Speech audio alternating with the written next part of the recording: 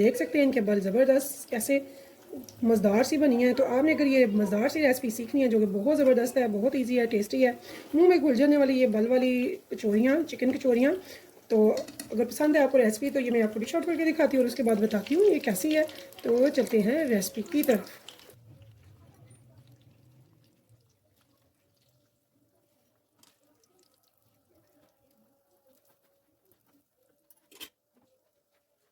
मज़ेदार सी कचौरियाँ, ये गर्म खस्ता मज़ेदार बल वाली कचौरियाँ आप बनाएं खाएं, बहुत ज़बरदस्त बनती हैं और बाज़ार से कई गुना बेहतर है।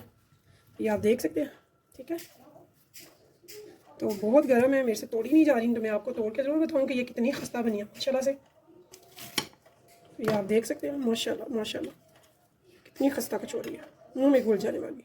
तो अगर आपको पसंद है मेरी रेसिपी, इससे पहले अगर आप मेरे चैनल पर नहीं है तो प्लीज़ मेरे चैनल को सब्सक्राइब कीजिएगा, लाइक कीजिएगा और कीजिएगा शेयर। तो चलते हैं इस मज़ेदार सी टेस्टी सी रेसिपी की तरफ जो कि बहुत ज़बरदस्त है, बिल्कुल मुंह में घुल जाने वाली और क्रिस्पी।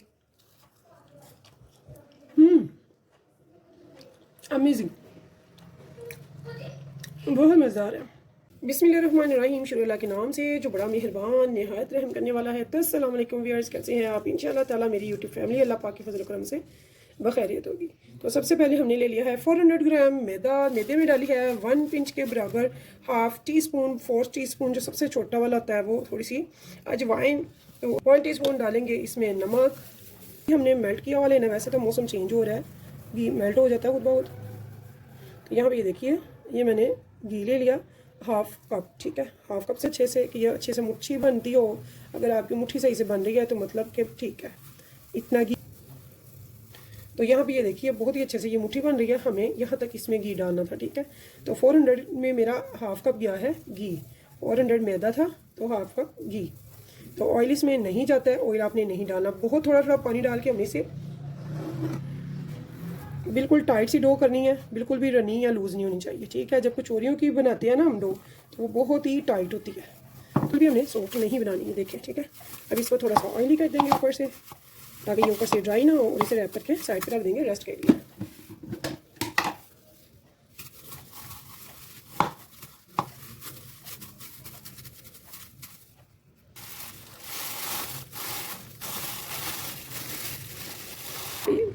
यहाँ पे 2 से 3 टेबलस्पून मैंने डाल दिया है ऑयल का। यहाँ पे मैंने 1 टेबलस्पून भर के डाल दिया है फ्रेश कुटा हुआ लहसुन और अदरक का पेस्ट।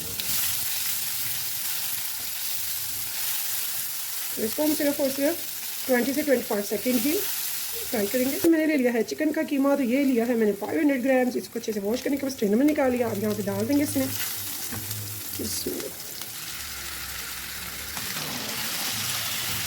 और इसको अच्छे से हमने फ्राई करना है यहाँ तक कि इसका कलर जो है बहुत अच्छा सा चेंज हो जाए।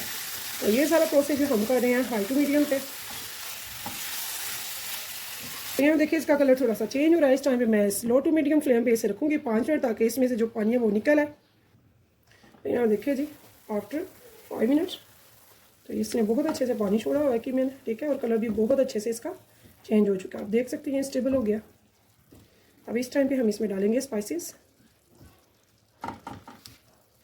साबुत सफ़ेद ज़ीरा 1 teaspoon, black pepper 1 teaspoon, red chilli powder 1 teaspoon, नमक 1 टीस्पून, धनिया पाउडर दरदरा कूटा हुआ 1 टेबलस्पून। करेंगे मिक्स और इनकी करेंगे बुनाई। इसे हाई फ्लेम पे अच्छे से भुनेंगे। ये अच्छे से ड्राई हो चुका है, बुनाई हो चुकी है। यहाँ पे मैंने ले लिए हैं 2 बड़े प्याज, जिनको मैंने चॉप किया। चॉप करने के बाद अच्छे से इस कपड़े में डाल के मैंने निचोड़ लिया। इसका पानी, इसमें पानी बिल्कुल भी नहीं होना चाहिए। तो अच्छे से यहाँ पे मिक्स करेंगे। तो ये आप ज़हन में रख लीजिए, जब कचौरी बनाते हैं या समोसा बनाते हैं, उसकी जो स्टफिंग है उसके बीच पानी नहीं होना चाहिए, ठीक है। अगर पानी होगा तो वो टिकेगी नहीं, वो फट जाती है, तो वो नहीं सही है। तो आपने ये इत्मीनान कर लेना है कि इसमें बिल्कुल भी पानी नहीं होना चाहिए। ये मसाला वगैरह नहीं डाला, स्पाइसेस लो रखे हैं ताकि रमज़ान में सीने में जलन वगैरह ना हो और मैदे में तेज़ाबियत वगैरह ना हो, क्योंकि ज़्यादा जो मसाले होते हैं, स्पाइसेस जो होते हैं, वो हमारे लिए अच्छे नहीं है, स्पेशली रोज़ेदार के लिए इफ्तार टाइम में। यहाँ भी देखिए, हमने इसे अब 1-2 मिनट से हाई फ्लेम पे रखना है और उसके बाद इसको ठंडा होने के लिए छोड़ देंगे, फ्लेम को ऑफ करके। यहाँ देखिए जी, अपनी डो को देखते हैं, माशाल्लाह से ये भी रेडी हो चुकी है, ठीक है। इसे काफ़ी रेस्ट मिल चुका है। तो अब चलते हैं, इसको हमने सरफेस पे ला के तो इसके अब निकाली हैं छोटे छोटे प्यारे से पेड़े। यानी कि लोइयाँ।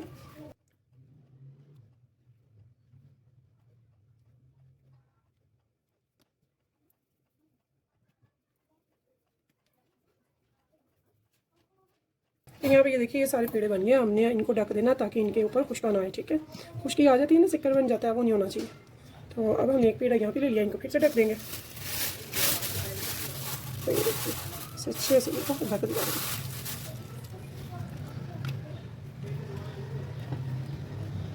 इसे हमने बहुत ही अच्छे से। अच्छा, यहाँ पे आपने ये याद रखना है, हमने खुशका बिल्कुल भी नहीं लगाना। खुशका नहीं लगाएंगे। अब इसके ऊपर थोड़ा सा ऑयल लगा लेंगे, नीचे भी लगा लेंगे, बहुत अच्छी बेली जाएगी। जितनी आपसे बड़ी बेली जाती है बारीक, उतनी आपने बेलनी है। यहाँ में देखिए जी, हमारी रोटी जो है जितनी हमसे बारीक हो उसकी हमने बेल लिया, जितनी बड़ी हो सके। तो ये आप पे डिपेंड करता है, आप जब बनाएंगे आपको पता चल जाएगा कि कितने पेड़े से कितने साइज़ की कचौरी बनती है। आप छोटी बनाना चाहें छोटी बनाएंगे, बड़े चाहे तो बड़ी बन जाएंगी, ठीक है। तो यहाँ पे मैंने इसको लगा लिया घी। उसके बाद हमने क्या करना है, कुछ कैसे बेला नहीं है, लेकिन यहाँ पे हमने ना हल्का हल्का सा डस्ट करना है, ऐसे छन्नी में डाल के हल्का सा डस्ट कर देना बस। डस्ट करने के बाद फिर हमने इसको साइड इसकी ऐसे, ठीक है,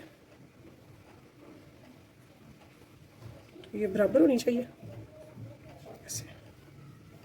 तो इसमें से मैंने एयर को निकाल दिया ऐसे, ठीक है। इसके ऊपर फिर से घी लगाया, आप हाथ से भी लगा सकते हैं।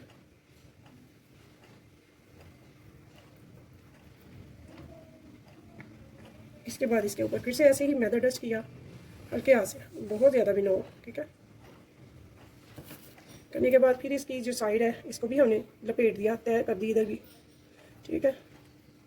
इसके बाद हमने क्या करना है, हमने इसको थोड़ा सा ऐसे फ्लेक्सिबल करना है।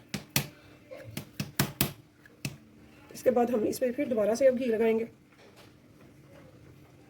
बहुत भर भर के घी नहीं लगाना है, बस इतना लगाना है कि ये अच्छे से ग्रीस हो जाए, ठीक है। और इसके बाद फिर से वही इसको टाइटली लपेट लेंगे, स्क्रोल कर लेंगे। तो ये टाइट होना चाहिए, लूज़ नहीं होना चाहिए, ये याद रखिएगा। तो ये देखिए यहाँ से मैंने ऐसे पकड़ा हुआ है फिंगर से, ताकि ये सारा बाहर भी ना आए। तो ये देखिए, तो ऐसे ये स्क्रॉल कर लिया हमने सारा। अब इसको काटने के कई तरीके हैं। एक मैंने आपको बताया था धागे से भी काटा जाता है, ठीक है। अगर वो लगे ठीक तो ठीक है, नहीं तो आपको जल्दी है तो आप किसी भी तेज़ छुरी से, नाइफ से भी कट कर सकते हैं। इसको अगर ग्रीस कर लें तो ये बिल्कुल भी अटकेगी नहीं, ठीक है। यहाँ भी देखिए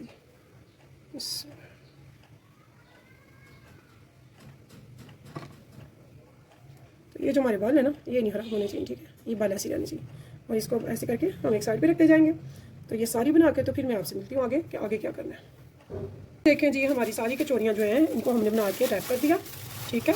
अब ये देखें, ये सारी रेडियाँ जो सबसे पहले बनाई थी हम वहीं से निकालेंगे और स्टार्ट करेंगे बनाना। तो चलते हैं, अब आगे बढ़ते हैं। ये साइड जो है कटिंग वाली, ये हमेशा नीचे रहती है और ये वाली ऊपर रहती है। यहाँ से हम बेलना शुरू करेंगे। तो खुशका इसको नहीं लगाएंगे और बड़े हल्के हाथ से हम इसको बेल लेंगे, साइड नहीं पलटेंगे, ठीक है। एक ही साइड से बेलेंगे हल्के हाथ से।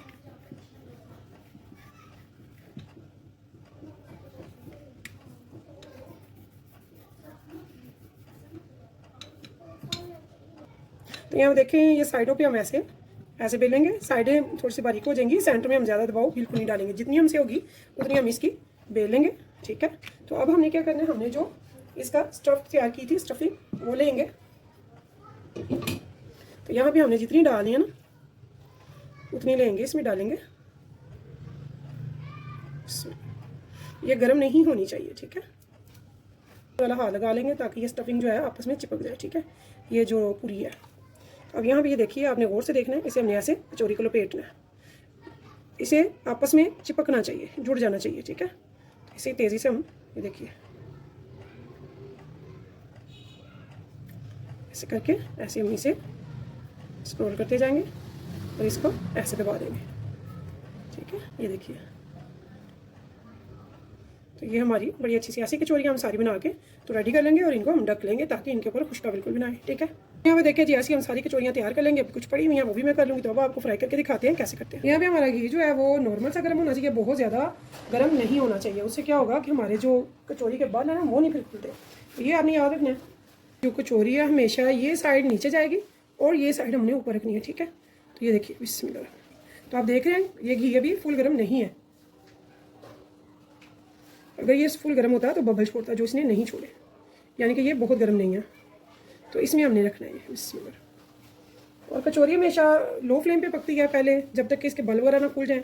जब वो अच्छे से बल्ब खुल जाए, स्टेबल हो जाए, तो फिर हम इसको मीडियम फ्लेम पे पकाते हैं। पहले हमने इसे 1-2 मिनट 3 मिनट बिल्कुल स्लो फ्लेम पे रखना है। बिल्कुल भी हमने स्पैचुला नहीं चलाना, बिल्कुल भी इसे हमने 2 मिनट तक टच नहीं करना है। इसे लो टू मीडियम फ्लेम पे पकने देना है एक साइड से, फिर दूसरी साइड से भी ऐसे ही कम से कम भी इसे 7 से 8 मिनट लगते हैं, फिर जाकर कचौरियाँ पकती हैं।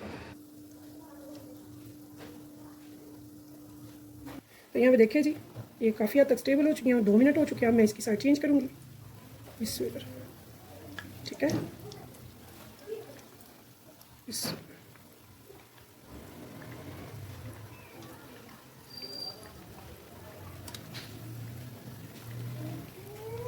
अब इधर से भी हम लो टू मीडियम पे पकाएंगे, ठीक है। और जितनी हल्की आंच पे पकाएंगे उतनी मज़े की बनेगी, क्रिस्पी बनेगी और बल खुले होंगे और बहुत टेस्टफुल होगी। मुंह में घुल जाने वाली ये कचौरियाँ आपने ज़रूर बनानी है। और मुझे फीडबैक में बताना है कि ये आपको, मुझे फीडबैक में ज़रूर बताइएगा कि आपको मेरी ये रेसिपी कैसी लगी। अगर अच्छी लगी है तो प्लीज़ कमेंट करके बताइएगा ज़रूर। और इस उम्मीद के साथ इंशाल्लाह ताला फिर मिलेंगे नेक्स्ट टाइम नेक्स्ट रेसिपी के साथ। तब तक के लिए मुझे दीजिए इजाज़त। इंशाल्लाह ताला मैं आपके लिए मज़ेदार टेस्टी ईजी रेसिपीज़ लेकर आती रहूँगी। तो अल्लाह हाफिज़।